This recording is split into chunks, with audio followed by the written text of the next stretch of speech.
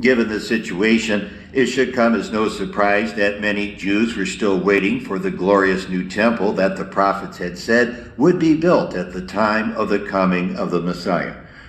In the first Exodus from Egypt, the 12 tribes of Israel set out on a journey to the Promised Land, the land of Canaan, which God had promised to give to Abraham and his children.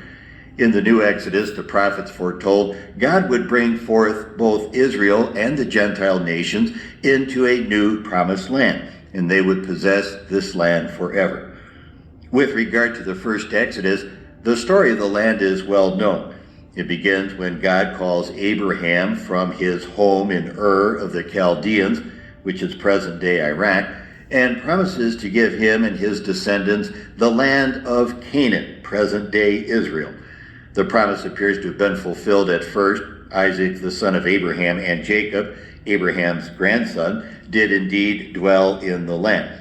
Nevertheless, through a series of events involving Joseph and the 12 sons of Jacob, the descendants of Abraham, Isaac, and Jacob eventually ended up living in Egypt outside the Promised Land for some 400 years, until the time of Moses.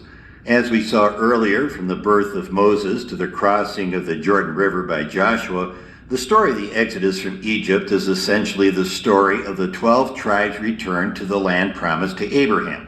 It is the story of God's bringing his people out of slavery and exile and into a broad land, a land flowing with milk and honey.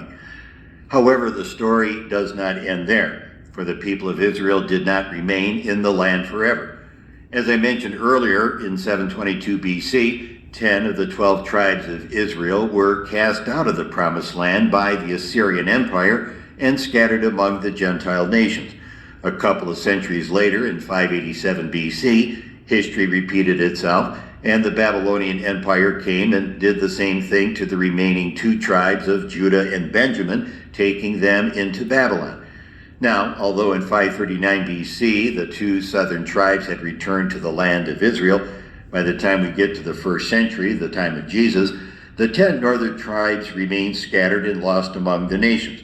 This is the origin of the legend of the, quote, lost tribes of Israel.